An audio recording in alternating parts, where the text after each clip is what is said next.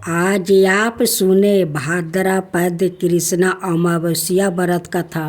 कुशोत पाटनी अमावस्या कहा जाता है। इस दिन बरस भर के लिए पुरोहित नदी, पोखरे, तलाश आदि से कुशा घास एकत्रित कर घर में रखते हैं। कुशा घास का प्रयोग कर्म कांड करने में किया जाता है। कुशोत पाटनी अमावस्या मुख्यत पूर्वाह्न में मानी जाती है। कुशोत पाटनी अमावस्या को कुशा ग्रहणी अमावस्या के नाम से भी जाना जाता है। कुशोत पाटनी अमावस्या के महत्व ऐसी मान्यता है कि इस दिन कुशा नाम का घास को उखाड़ने से यह बरस भर कार्य करती है और पूजा पाठ, कर्म कांड सभी शुभ कार्यों में आचमन में या जप आदि करने के लिए कुशा इसी अमावस्या के दिन उखाड़ कर लाई जाती है। हिंदू धर्म में कुश के बिना किसी भी पूजा को सफल नहीं माना जाता है, इसलिए इसे कुश ग्रहणी या कुशोत पाटनी अमावस्या भी कहा जाता है। यदि भाद्रपद माह में सोमवती अमावस्या पड़े तो इस कुशा का उपयोग 12 सालों तक किया जा सकता है। किसी भी पूजन के अवसर पर पुरोहित यजमान को अनामिका अंगुली में कुशा की बनी पवित्री पहनाते हैं। पौराणिक कथाओं के अनुसार एक समय हिरण्यकश्यप के बड़े भाई हिरण्याक्ष ने धरती का अपहरण कर लेता है। हिरण्याक्ष पृथ्वी को पाताल को लेकर जाता है। राक्षस राज इतना शक्तिशाली था कि उसका कोई विरोध तक ना कर सकता है। तब धरती को मुक्ति करने के लिए भगवान विष्णु ने 12 अवतार लेते हैं और हिरण्याक्ष का वध कर धरती को मुक्ति कराते हैं और पृथ्वी को पुनः अपनी पूर्व आस्था में स्थापना किया करते हैं। पृथ्वी की स्थापना करने के बाद भगवान 12 बहुत भीग गए थे, जिसके कारण उन्होंने अपने शरीर को बहुत तेज झटकाने से उनके रोए टूटकर धरती पर जा गिरे, जिससे कुशा की उत्पत्ति हुई। कुशा की जड़ में भगवान ब्रह्मा, मध्यम भाग में भगवान विष्णु और शीर्ष भाग में भगवान शिव विराजित है। मान्यता अनुसार कुशा को किसी साफ सुथरे जल स्रोत अथवा पोखरे से प्राप्त करना चाहिए। शवाय को पूर्व की दिशा की तरफ मुख करना चाहिए और अपने हाथ से कुशा को धीरे धीरे उखाड़ना चाहिए। ध्यान रहे कि यह सबूत ही रहे, ऊपर की नोक भी ना टूटने पाए। कुशा का प्रयोग प्राचीन काल से चिकित्सा और धार्मिक कार्यों में किया जाने का वर्णन है। मूत्र विरेचनियों और स्तन जनन आदि महाकासाओं में कुश के प्रयोग का वर्णन मिलता है। आज आप सुने 2 बहनें और तुलसी की कथा। गणेश भगवान रिद्धि और सिद्धि से 2 बहनों को कैसे कथा सुनाते हैं, तो आइए हम लोग कथा सुनते हैं। एक दिन गणेश भगवान अपना दोनों पत्नियां रिद्धि और सिद्धि के साथ वो बर्मन कर रहे थे। तभी रिद्धि और सिद्धि को वो दो बहनें पर नजर पड़ते हैं। तब कहती है कि स्वामी थोड़ा ठहर जाइए। तभी रिद्धि सिद्धि कहती है गणेश जी से कि स्वामी वो दो बहनों को देखिए कैसे तुलसी माता को पूजा कर रही है। रिद्धि और सिद्धि गणेश जी से कहती है स्वामी ये दोनों बहनें के बारे में कुछ कहानी सुनाइए। गणेश जी कहते हैं कि ठीक है, तुम लोग को ये दोनों बहनें के बारे में कथा सुनाता हूँ। ये दोनों लड़कियों को तुम लोग देख रही हो, ये दोनों लड़की सेठ जी का बेटी है। बड़ी बहन के नाम है सीता और छोटी बहन के नाम है गीता। सीता बहुत श्रद्धालु और पूजा पाठ में श्रद्धा भक्ति रखती है। सीता सुबह उठकर अपना घर आंगन को सारा काम खत्म कर लेती है। स्नान करके तुलसी माता को श्रद्धा भक्ति से पूजा करती है। गीता सोकर उठती है, नहीं हाथ पैर धोती है, नहीं अपना कपड़ा बदलती है, वैसे ही जाकर तुलसी में जल ढाल देती है। कभी कभी तो गीता एक हाथ से कुछ खा रही है और दूसरे हाथ से तुलसी में जल ढाल रही है। क्योंकि गीता का पूजा पाठ में तो मन नहीं था और नहीं वो करना चाहती थी। उनकी पिताजी कहते हैं कि दोनों बहनें मिलकर तुलसी का सेवा करो। गीता अपना पिताजी के दिखावा के लिए करती है या जाकर कहती है कि पिताजी मैं तुलसी का पूजा कर लिया। देखते देखते सेठ जी के दोनों बेटी बड़ी हो जाती है। एक दिन सेठ जी अपना दोनों बेटी के लिए घर बार ढूंढने जाते हैं और ढूंढ कर वो दोनों बेटी को शादी कर देते हैं। दोनों अपना अपना ससुराल चली जाती है। सीता अपना ससुराल में सारे घर को संभाल लेती है, पूजा पाठ करती है, सास ससुर को सेवा करती है, अपना पति को सेवा करती है। लेकिन गीता अपना ससुराल में नहीं सास ससुर के सेवा करती है और नहीं कोई भगवान को ठीक से पूजा करती है। वो करती है तुलसी को तो नहीं स्नान करती है, नहीं कपड़ा बदलती है। वो जैसे रहती है वैसे ही जाकर तुलसी में जल ढाल देती है।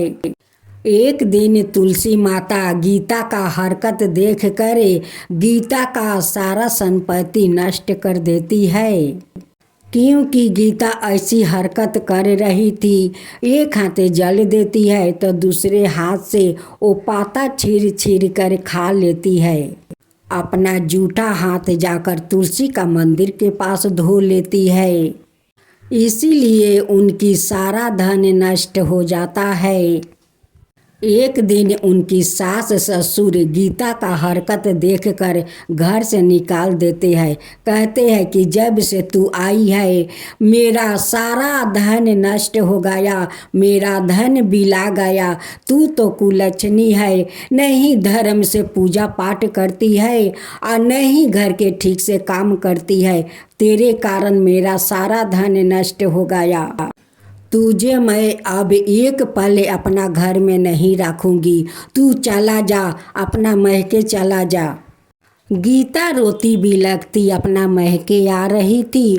उसी समय उनकी बड़ी बहन सीता और उनकी पति वो भी महके आ रहे थे।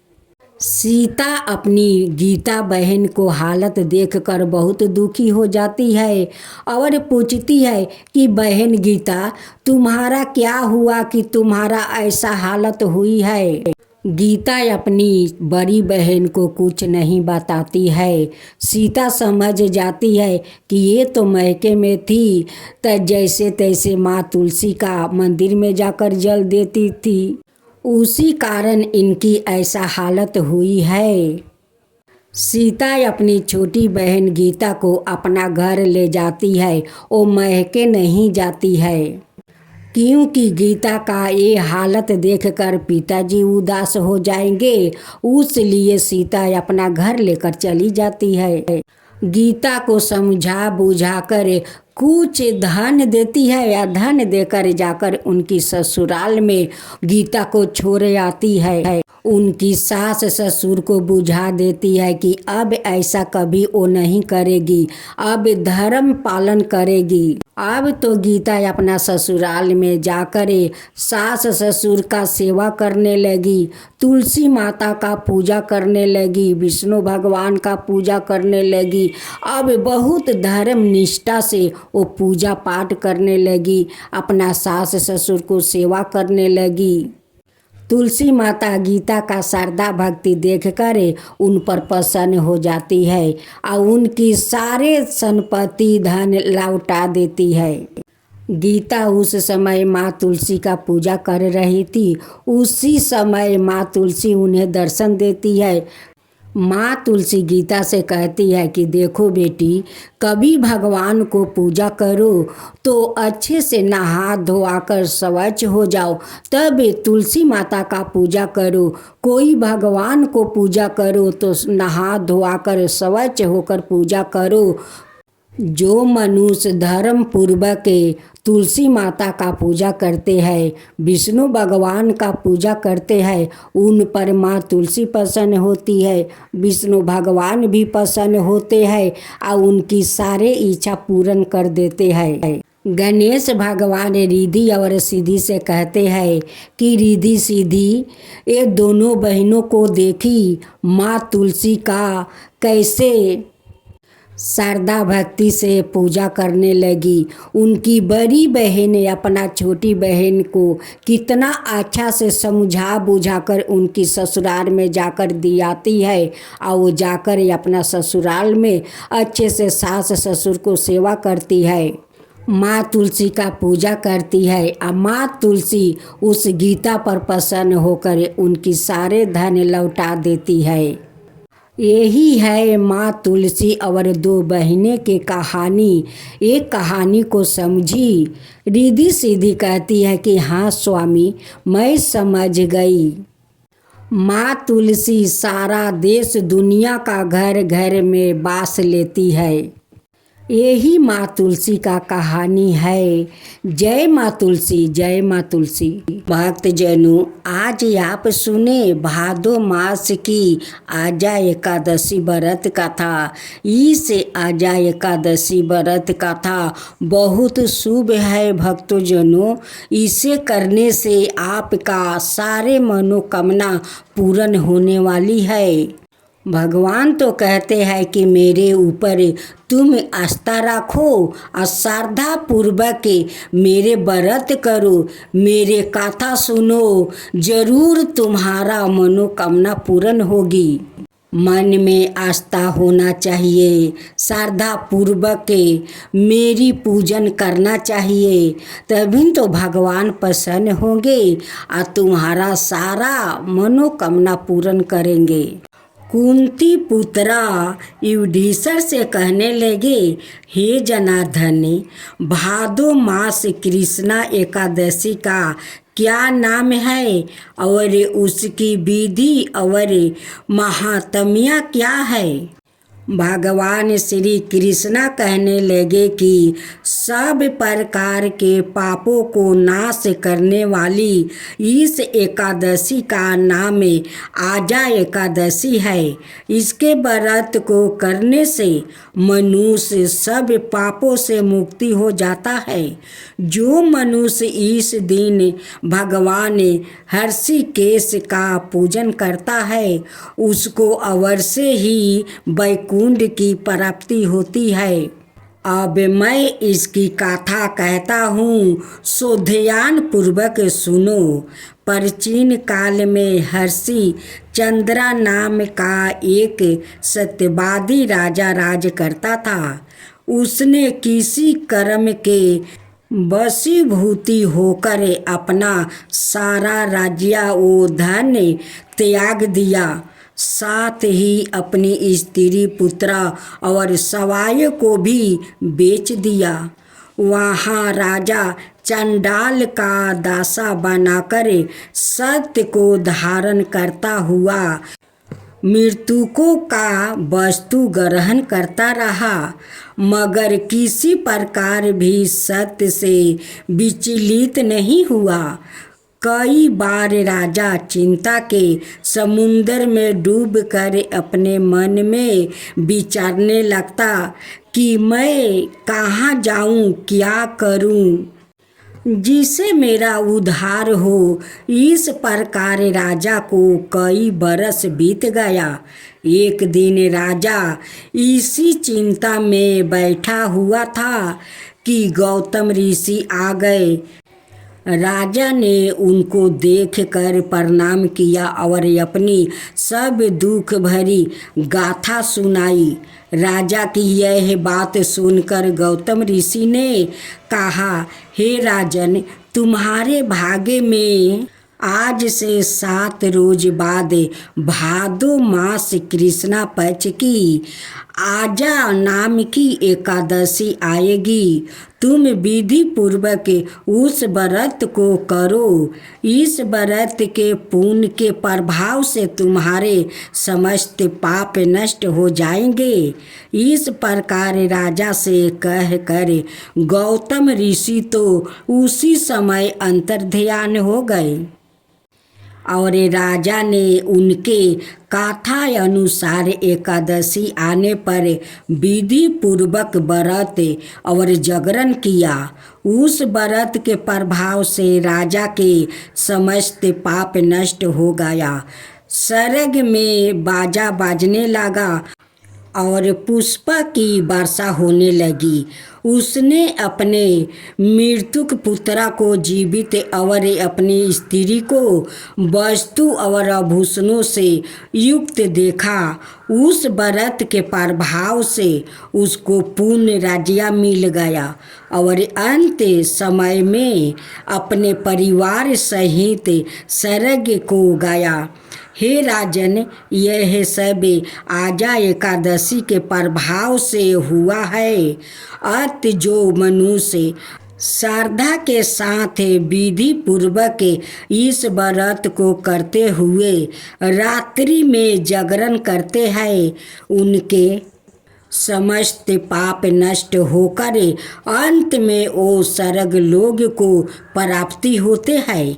इस एकादशी की गाथा के श्रवण मात्र से अश्वमेध यज्ञ का फल प्राप्ति हो जाता है। आजा एकादशी व्रत की जय। आजा एकादशी व्रत की जय। भक्तजनों, भाद्रपद मास में क्या खाना चाहिए, क्या नहीं खाना चाहिए, आइए हम लोग इसके बारे में सुन लेते हैं। पहला नंबर, भाद्रपद में लहसुन, प्याज, शहद, गुड़, दही, भात, मूली, बैगन, कच्ची चीज़ों, मांस और मछली सहित किसी भी प्रकार का तामसिक भोजन नहीं करना चाहिए। साधारण और अधिक मसालेदार चीज़ों खाने से बचना चाहिए। 2 नंबर, शरीर की शुद्धि और पवित्रता के लिए एक वक्त का भोजन ही करना चाहिए। 3 नंबर, इस माह में सभी तरह की सुख सुविधाओं का त्याग कर देना चाहिए और पलंग पर सोना भी छोड़ देना चाहिए। जमीन पर चटाई बिछाकर उस पर सोना चाहिए। 4 नंबर, अस्तित्व वचन बोलना, कड़वा वचन कहना, विश्वासघात करना, हिंसा करना, क्रोध करना, यह सब त्याग देना चाहिए। 5वां नंबर, किसी भी तरह के मंगलिक कार्य नहीं करना चाहिए। 6वां नंबर, इस माह नारियल का तेल नहीं इस्तेमाल करना चाहिए, इससे संतान सुख में कमी आती है। 7वां, भाद्रपद के महीने में नशीले पदार्थों, तम्बाकू, गुटखा, सिगरेट और शराब आदि का सेवन करने से बचना चाहिए। 8 नंबर, इस समय शारीरिक संबंधों से बचना चाहिए।